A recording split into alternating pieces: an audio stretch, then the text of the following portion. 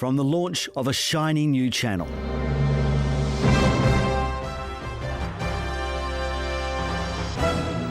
Good evening. An Auckland man is in prison tonight after being charged with the murder of... We have loved making the news. Thank you so much for watching, for having us in your homes. Come on in here, guys. Get in here. And now this. Tēnā tātou katoa, mā loilele. Good evening and welcome to 3 News. The government has... The news on TV3 and its massive restructure has hogged the headlines.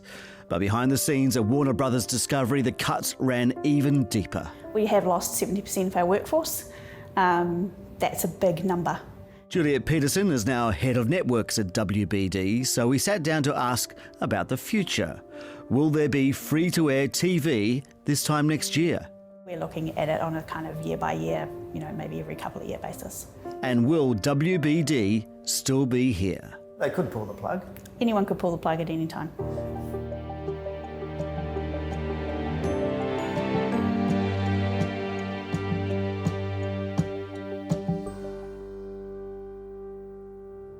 Welcome to the NBR Podcast. I'm your host, Simon Shepherd. First up, some context. I worked for TV3 and its various owners for 22 years and did lose my job this year. So, you should listen to this with that in mind, in case you think that colours my questions. But there is really only one big question. What does the future hold for what Kiwis know as TV3? The answer is best summed up by that shrugging, I don't know emoji. So, who better to ask than the person who took over running the network after it sacked 250 people, Juliet Peterson. So, Juliet, I would call this a rocky year for Warner Brothers Discovery. How would you describe it? Yeah, look, I think that's probably quite an interesting term. I think the word I've probably heard the most thrown my way is challenging. Challenging. Yeah. I think, a lot of people, in fact, even now say to me, goodness, that's quite a challenging role you've taken on, that's quite a challenging time. And I absolutely would not be here if I wasn't up for the challenge. And I think that's kind of what you would say of the whole organisation. Yep, up for the challenge. Last year's result was a loss of $138 million, had $79 million of assets written down. What was that for? Can you tell us what that? Unfortunately I can't give you the detail of that because we're a listed company, we don't go into the detail. But as you would imagine, given we've been through quite a considerable restructure, that does result in a lot of impairment. And there are numerous things, I'm sure you can imagine, that get impaired when we have such a big change to the business. Okay, I mean, you're a TV veteran. You had your stints at TV3, TVNZ, back here. When Warner Brothers decided to close Newshub and the previous boss, Glenn Klein, left, why did you put your hand up for the role, given it's such a challenging situation?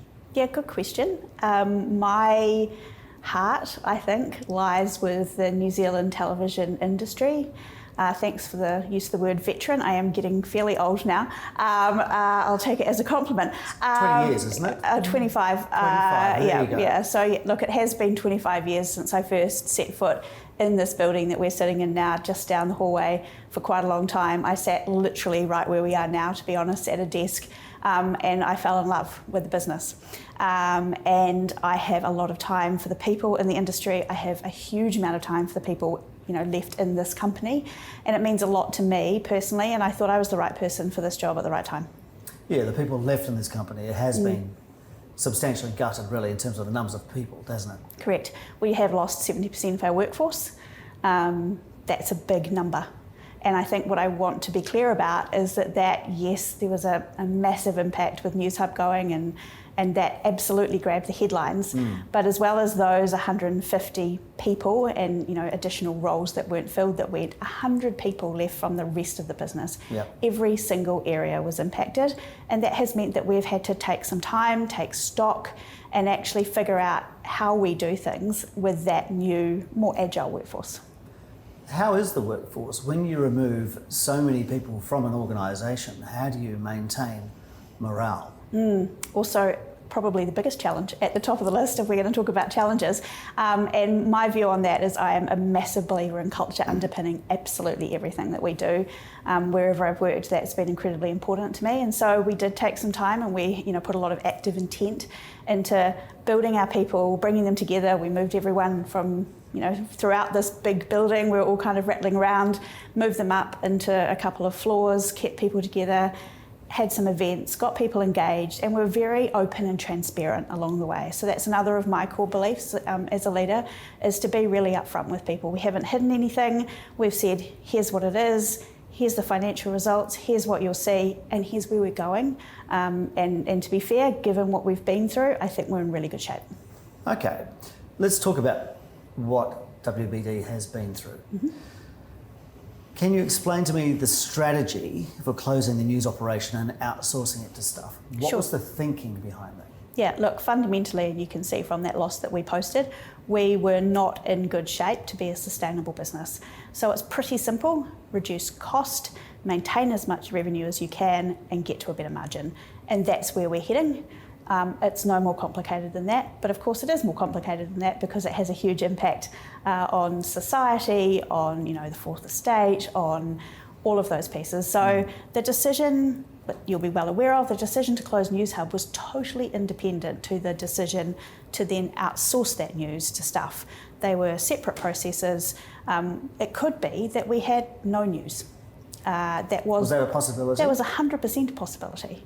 So, we said, okay, well, this feels like there's an opportunity to do things differently, and that's what we're doing. A lot of what we're doing is about how do we source content differently, how do we work with partners differently, how do we provide our content to market differently, what does all that look like? And so in that case, we said, okay, is there an opportunity for this, a newsroom already that has, that structure and all that cost in place to provide us with a video news product? Okay, so roughly 3 months on, how do you think it's going? I think it's going well. I think it was a massive challenge in 80 days. It was a huge lift from both WBD and staff, obviously, to put that in place. We have seen that they have managed to deliver the bulletin every time. We've seen good engagement. We do think that there is some improvement there, but of course there is. Newshub was a 35-year-old news brand and organisation. We've got to give it a bit of time, but it's doing well, and there's a really strong consistency of reach, and that's important. Okay, so let's talk about ratings. You say that the share of the audience has stabilised. Correct. Is that right? Correct. But I guess the size of the audience has not. It's always been the problem that's led to this, I guess, and it's still declining. Do you think that it's a sustainable product, the 6 p.m. news? I do think it's a sustainable product for the foreseeable future. How people get their news is totally changed. So yes, you can tell me the ratings, I can tell you the ratings for broadcast, and yes, they are declining. That's multiple factors. One key factor is obviously the decline in putts. We're seeing that's for the people out there. Sorry, people using TV. That's yes, the number of people watching. The universe of people watching, that has been declining for most of my career, probably.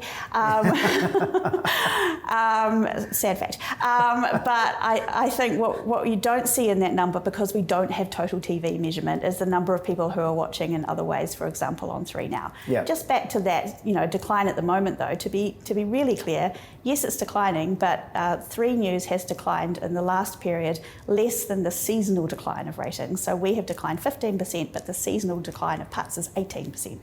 So we're actually performing slightly better on that piece, but you're right. I mean, that's measuring the rate of decline. That's not a positive kind of measurement, is it? But I'm finding some positive metrics. I guess the point being that's an element of the audience. What we're seeing is huge numbers of people engaging on 3 Now, and we're not unique in that. Okay. Well, I do want to talk about 3 Now and the digital future soon. I guess just on the news, we've had other veterans say, I don't know whether we're going to have a 6 p.m. news in the future. What is your thinking about that?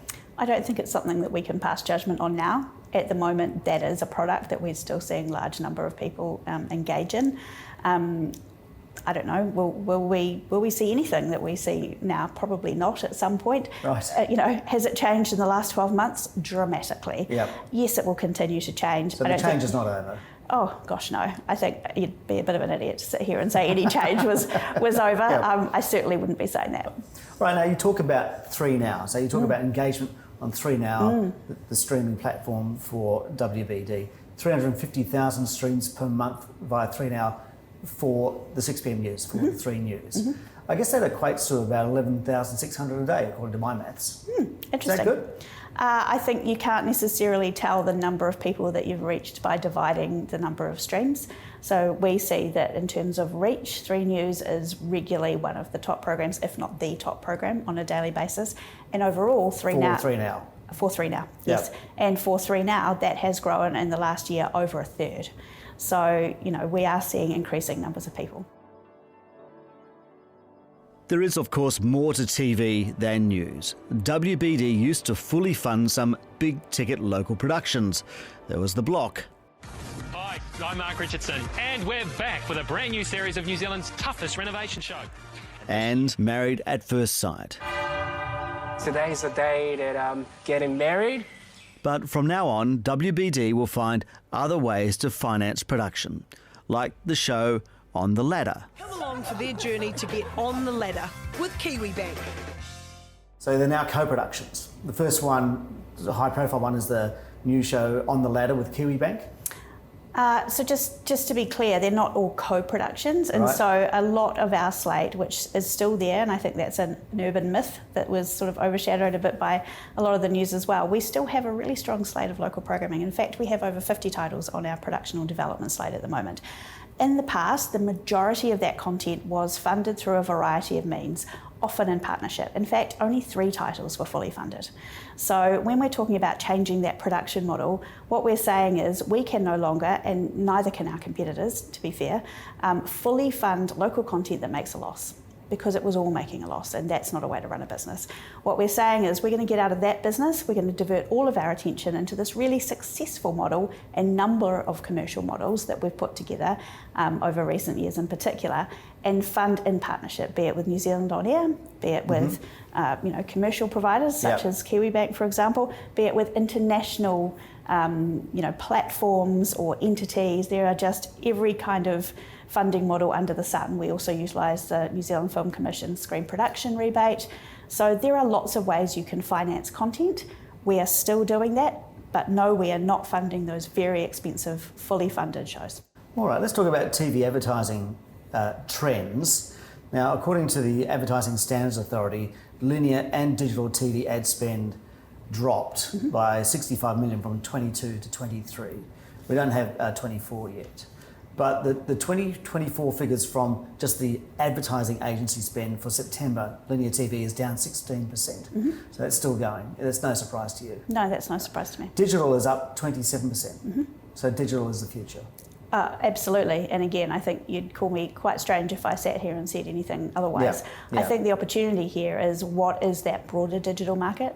How do we actually break free of this kind of naming convention of being TV and digital? We're providing premium, engaged audiences via a digital platform, and that, if you take that beyond just the realms of TV, is a massive space which is growing incredibly quickly. So you've got to get rid of this idea of TV. Correct. That's what you're saying, right? No more TV. It's just content. Look, it's all just names, isn't it? And I think this concept of, people aren't consuming TV anymore. People are in declining numbers, but still mass, not consuming as much via broadcast. Yeah. What we're seeing is a huge increase in people live streaming via 3 Now.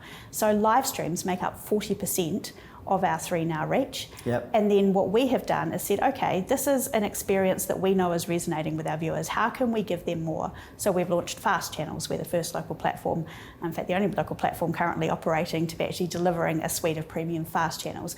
We're seeing of that 40% of live streams, over a third of that are people watching our fast channels.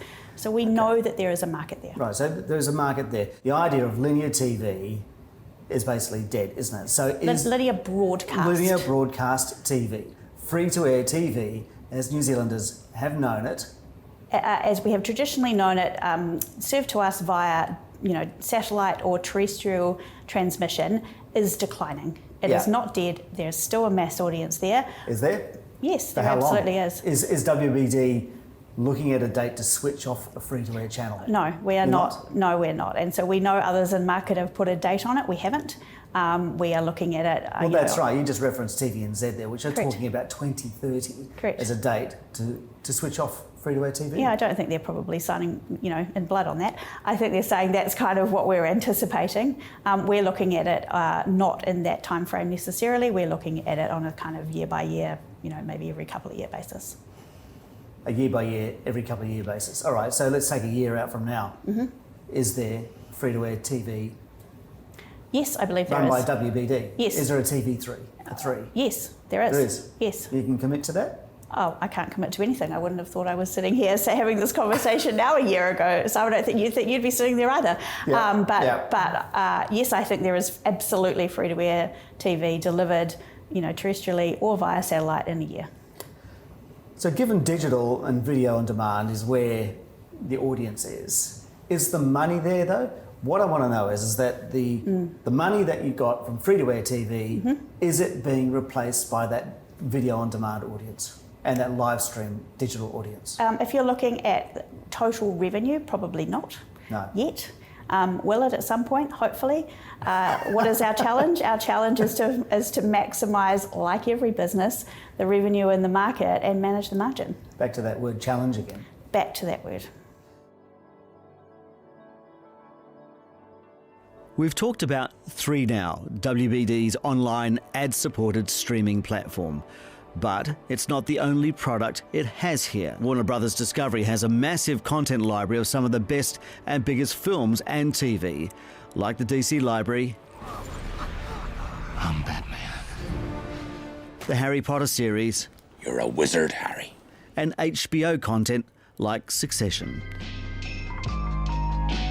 And they all go on a subscription service called Max. So Max is WBD's premium streaming platform. Subscription video on demand. Subscription, okay. It's rolled it out around the world. Mm-hmm. But WBD here has decided not to do that. You've put it on Sky. Mm-hmm. You haven't put it or replaced it with 3Now, which is your own product. Mm-hmm. Why is that? So I can speak to that on a limited basis. I am the VP of Networks, not Streaming. But what I can say is that Sky was our partner, has been our partner for a really long time.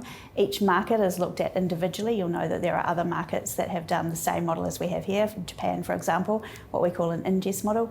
And that makes the most sense for the market now. It means that we can most efficiently and effectively get the Max brand and its content to viewers with our partner Sky.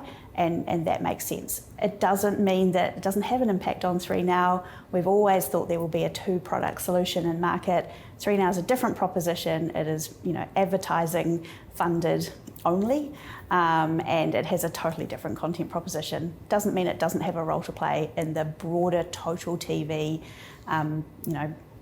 strategy essentially. Yeah, but doesn't it seem odd that you've got your premium HBO and your DC movies and all those kinds of things going out on a different platform when you already have a platform here?